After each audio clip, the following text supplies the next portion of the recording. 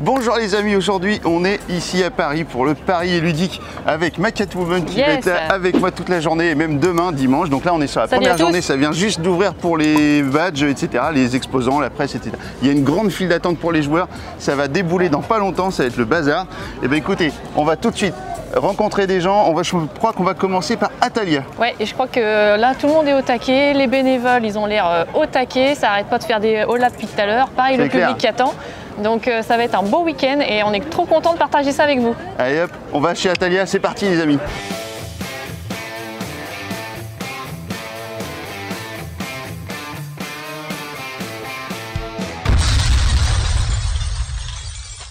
Nous voici donc arrivés sur le stand de Atalia. Donc alors, on n'est pas vraiment sur le stand public, on est dans la zone pro, donc ça c'est cool, voilà. Parce que ça permet d'être un petit peu plus au calme et on est en compagnie de Hélène qui va nous présenter quelques petits jeux qui vont sortir prochainement ou qui sont déjà sortis, donc comme par exemple celui-ci. Oui, bonjour, donc ça c'est Crash Octopus. La boîte est là. Ça sort aujourd'hui, 2 juillet, jour de Paris et ludique. Cool. Et c'est un jeu de pichenette. Alors pas de pichenette parce qu'on va donner des petits coups avec un drapeau. Ah. L'histoire du jeu, c'est donc ce vilain poulpe géant a causé des naufrages et donc il y a des gens qui sont dans l'eau et qui appellent au secours, il y a plein de choses qui flottent à la surface de l'eau et nous avec nos petits bateaux on arrive sur la zone et on va essayer de récupérer les naufragés. Tout ce qui peut l'être. Le but du jeu c'est de récupérer un élément de chaque. Donc on a 5 trésors différents, on a donc le capitaine, la coupe en or, c'est un objet en or, un lingot d'or, des gemmes précieuses et des coffres. Le premier d'entre nous qui récupère un élément de chaque a gagné. Autre façon de gagner, si le crabe arrive à la fin de sa piste, on va compter celui qui a le plus de trésors avec cette hiérarchie qui compte qu'en cas d'égalité. Okay. Concrètement, comment ça se passe? À mon tour de jeu, je dois faire une pichenette. Donc soit j'essaye de rapprocher un élément de mon bateau. Si j'arrive à le faire toucher, alors je suis très mauvaise, donc si ça touche, j'ai le droit de le charger. Soit je bouge mon ancre et je viens approcher mon bateau jusqu'à le mettre à parce que mettre une pichenette sur le bateau, ça va être compliqué. Mais non, c'est juste non. À chaque fois que le crabe franchit une perle noire, le poulpe se réveille. Et donc quand la bête se réveille, chacun notre tour, à commencer par celui qui a fait franchir la perle, lâche le dé. Sur la tête du poulpe. Sur la tête du poulpe. Il rebondit. Alors dans ces cas-là, si le dé vient cogner ton bateau et fait tomber ce que tu as déjà chargé, tant pis pour toi, c'est bien dommage, mais le poulpe, c'est ça, le poulpe il est comme ça. Là, on sort du cercle, donc ça compte pas. Mais tant que c'est dans le cercle, si donc j'obtiens une face rose, je viens bouger la tête du poulpe à toucher le dé, là où je veux, mais il faut que ça touche le dé. D'accord. Si j'obtiens une face, oh mais j'ai pas des beaux exemples, une face noire, je peux bouger n'importe quel tentacule. Hop, par exemple, c'est toi, tu bouges celui-là pour éviter, pour t'ouvrir plus d'espace, ou à l'inverse, comme il te protège de la tête, tu vas en bouger un autre. Pour essayer d'aller mettre devant, par exemple, un copain pour l'empêcher. Pas ici, puisque tu es obligé de toucher le dé. Ah oui, obligé de toucher le dé. Mais il y a ce côté technique, si tu arrives à maîtriser, alors là c'est compliqué, parce que jeter sur la tête du poulpe, mais de faire bouger le poulpe différemment. Donc voilà, petit jeu d'adresse, pichenette, avec un joli matériel qui va bien aux couleurs d'Atalia. En plus, parce que sur la nappe bleue, on a vraiment l'impression de l'océan. Ok, donc voilà, ça c'est Crash Octopus et ça sort donc aujourd'hui, samedi 2 juillet, voilà, et c'est disponible sur le Paris ludique. Et ben ça c'est génial. Donc là maintenant on est sur Rivality, la guerre des golems qui ne fait que commencer. Alors ça c'est, explique-nous un petit peu le principe de Rivality s'il te plaît. Alors on est sur un jeu de pose de tuiles et de majorité. Ouais. Chaque tuile a une valeur, donc ça c'est les points que je vais rapporter en fin de partie si je suis majoritaire sur la tuile. Et je peux avoir sur certains côtés de la tuile le nombre de golems que je mets et à quelle portée. Si cette tuile là je viens la poser là, je vais rajouter 2 golems à 3 cases. 1, 2, 3, je rajoute 2 golems ici. Ok. Et du coup, je prends, bon, je l'avais déjà la majorité en tant que joueur rose sur cette tuile-là, mais ça peut faire changer les majorités. On n'a pas le droit d'être plus de 5 golems sur une tuile. Si je l'avais positionné ici, par exemple, en rajoutant 2 à 1, 2, 3, on est à plus de 5. Donc j'enlève ceux de mes adversaires, jusqu'à ce qu'on arrive à ça. D'accord. On a certaines tuiles comme celle-là qui sont protégées. J'ai un dôme. Donc si un adversaire m'attaque, hop, alors quand je rajoute une tuile, j'ai mon magicien, mon chapeau de magicien là, qui vient là avec son garde du corps. Donc ça c'est la tuile que je viens de poser, mon magicien est là, elle est inattaquable. Plus tard dans la partie, quand mon magicien sera repositionné ailleurs, on pourra l'attaquer, sauf que mon adversaire orange va perdre un golem qui va se fracasser sur le dôme avant de pouvoir en rajouter un autre. Donc, il est obligé d'attaquer avec plus de force pour pouvoir attaquer ce golem là. À la fin de la partie, quand un des joueurs n'a plus de golem, on va compter les points. Donc là, il n'y a pas de majorité qui se dessine. Là, il y a une majorité, c'est 1 point. La tuile centrale rapporte 3 points et celui qui est majoritaire là remporte les égalités. Donc là, c'est orange. Ici, c'est orange qui rapporte les points. D'accord. Ça marche. Donc Rivality.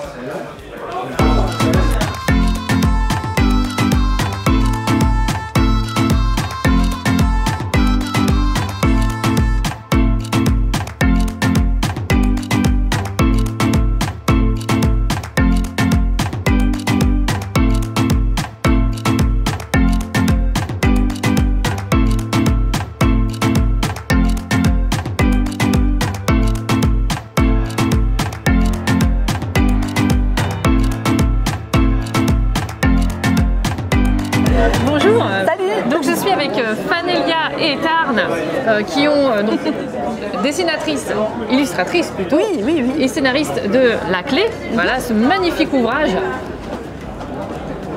qui est très mystérieux. Et je vais laisser Fanelia nous expliquer le concept de ce magnifique ouvrage. Alors, La Clé, c'est un livre d'énigmes illustré où en fait, sur chaque double page, comme ici, vous allez avoir une énigme. Donc il faut récupérer soit un mot, soit un symbole ou un chiffre. Et en fait, le but, c'est qu'on est plongé dans l'histoire, mais on ne sait pas encore ce qu'il faut chercher. Donc on va avoir des petits indices qui vont être cachés dans l'illustration. Donc un petit peu chercher trouve, ça fait toujours plaisir. Et après on a de la déduction, qu'est-ce qu'on fait avec ça?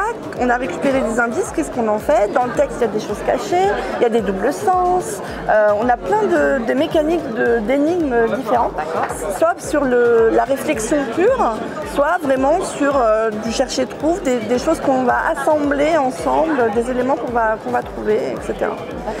Voilà. Et alors, il y a énormément de pages. C'est un ouvrage qui... Oui, 152 pages. 152 pages. Donc 75 énigmes.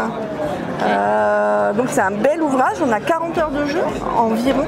Donc ça varie. Hein. Oui, j'imagine ça dépend au niveau des chercheurs. Après, c'est un livre où on prend son temps. On peut le faire en 1 an, en 2 ans, en 10 ans.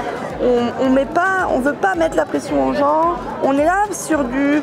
Il y en a beaucoup qui le mettent sur le livre, la table de chevet et qui sont allez, j'en fais une aujourd'hui, avant le dodo. Et voilà, et ça se passe très bien comme ça. Et il y en a qui le font en couple aussi.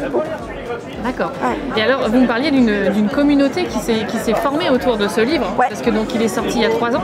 Il y a 3 ans. Il y a 3 ans déjà. Ouais. Et alors, parlez-moi de cette communauté. C'est pas banal en fait que les gens finalement autour d'un ouvrage. Tout à fait. Alors en fait, nous dans l'idée c'est que on est vraiment sur une espèce de roman graphique parce qu'on a une partie de l'histoire écrite par Tarn qui est très présente. On a voulu des vrais personnages, une vraie histoire, un vrai scénario en fait. C'est ce qui nous a demandé le plus de temps. Le scénario. Le fil voilà, c'est ça. Les personnages, on les développe comme des personnages de roman. Donc c'est un vrai travail de roman graphique derrière.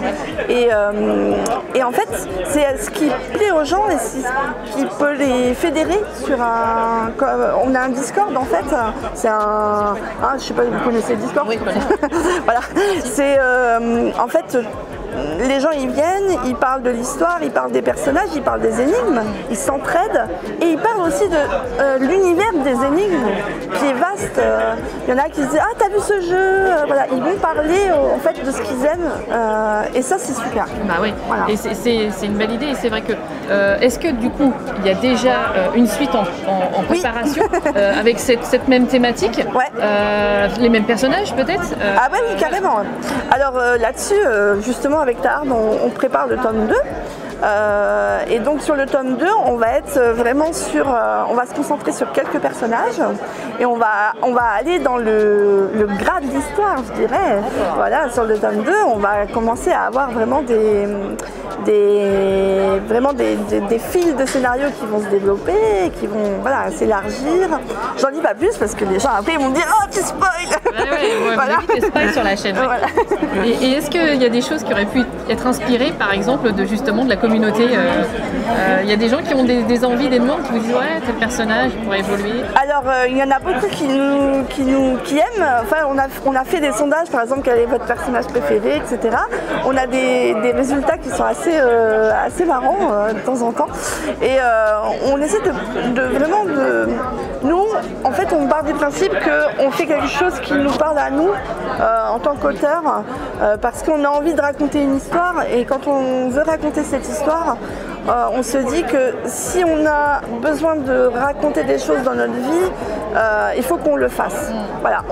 En fait, on ne fait pas ça fatalement pour les autres. Hein, quand on écrit, mais souvent les auteurs de romans même, ils le font. Oui, on met une part de soi. Voilà, on est obligé de mettre une part de soi. Et là, la part qu'on met, elle est très grande. Donc en fait, on se laisse aller. Et si on prend du plaisir, les gens prendront du plaisir. De toute façon, ça c'est sûr. Vu la qualité de l'objet, c'est que vous avez pris beaucoup de plaisir. Oui, on a pris beaucoup de plaisir et on va encore en prendre. Voilà. Et merci beaucoup pour cette présentation et puis bonne chance pour la suite. Merci. On n'a pas dit, il y a de l'encre invisible. Ah, il y a de l'encre invisible, oui, c'est vrai. On a oublié. Voilà, le livre est vendu avec la petite lampe qui est ici. Une petite lampe. Voilà, une petite loupiote qui est intégrée dans le packaging. Et en fait, sur certains éléments, on ne verra pas ici parce qu'il y a trop de lumière. Voilà. Mais il y a de l'encre invisible, je vous dis pas où, ça sera à vous de chercher. Et c'est l'intérêt technique du bouquin parce que c'est un vrai défi technique de faire de l'encre invisible. Je veux bien croire. Écoutez, merci beaucoup pour cette belle présentation. Merci. Et puis à bientôt, sur la chaîne. Oui, carrément. Merci. Merci.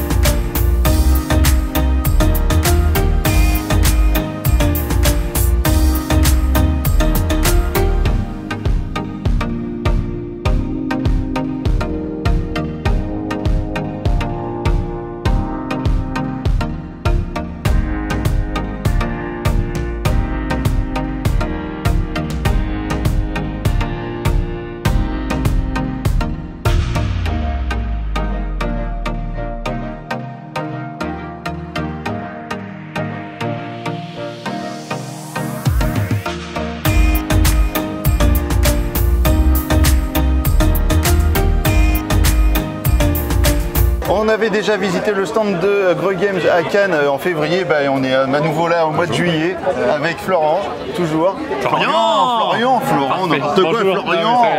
Pas de soucis. Ça y est, je vais me faire engueuler, puis là, ça rigole pas. Là, j'ai pas envie. Non, j'ai fatigué, tout va bien. Et donc tu vas nous présenter deux jeux, à savoir donc Lockdown, et puis après on ira faire un petit tour du côté Nidavellir, ce qui est une nouveauté aussi. Oui, tout à fait. Donc là, c'est Lockdown, c'est un jeu de Nicolas Normandon et illustré par Vincent Lefebvre. C'est un jeu de survie semi-coopérative dans un monde. En fait, ce qu'il y a, c'est que le monde a été envahi de monstres et en fait, vous êtes enfermé dans un centre commercial avec votre famille et il faut qu'elle survive.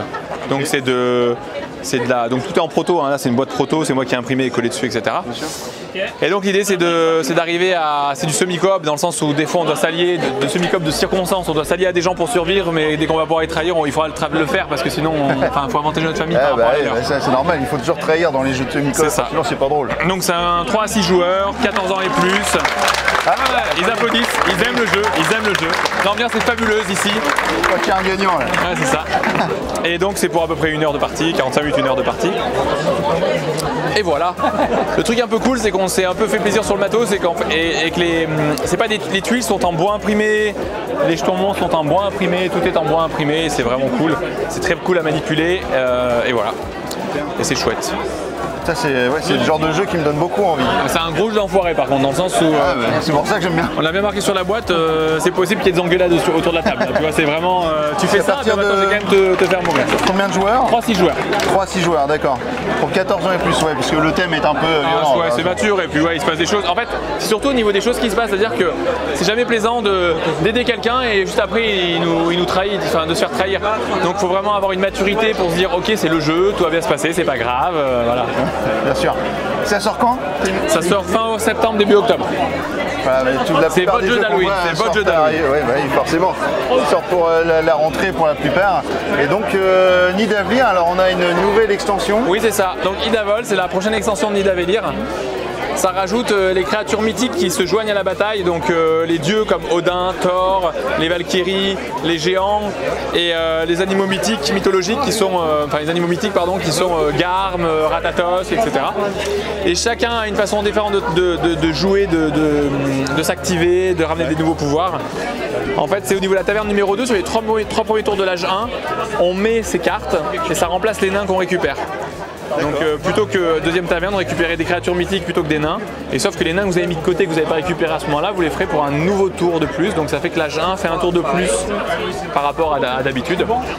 Et ce qui est chouette, c'est que l'idée de cette extension, c'est des règles assez simples, toujours comme Singvellir, mais avec un ajout de stratégies en fait qui sont extrêmes ou qui étaient moins utilisées dans le premier. C'est-à-dire que maintenant, on va pouvoir, d'habitude par exemple les guerriers, tu sais que quand tu es majoritaire guerrier, il faut t'arrêter au bout d'un moment, parce que du coup, tu prends des guerriers, ça n'a pas assez de valeur de points pour voilà. Là, tu vas pouvoir continuer à y jouer si tu veux, parce qu'en fait, les guerriers vont être boostés par une carte spéciale ou des choses comme ça. Et c'est vraiment chouette de pouvoir jouer ces stratégies extrêmes ou des stratégies un peu plus rares. Voilà. Et puis avoir du contenu pour un si bon jeu que Nidavellir, ça fait toujours plaisir. C'est cool. Voilà. Et puis Serge Lager toujours, et surtout Jean-Marie. Jean-Marie, voilà, parce qu'il est pas loin de chez nous. Voilà, je l'ai rencontré, j'ai fait une vidéo avec Jean-Marie. Je l'ai encore croisé il n'y a pas longtemps. Donc voilà, Jean-Marie, super Jean-Marie. Donc encore à nouveau lui pour les illustrations de l'extension. Ouais, c'est chouette. Vous avez encore d'autres projets sur Nidavellir ou ça va? Oui, alors Nidavellir, on est en train sur le jeu coopératif dans lequel on affronte le dragon Fafnir. Et ça devrait sortir fin 2023 normalement, si tout se passe bien. Ça dépendra s'il est prêt ou pas, mais normalement fin 2023 ça devrait sortir. Et c'est vraiment très chouette. La méca est cool.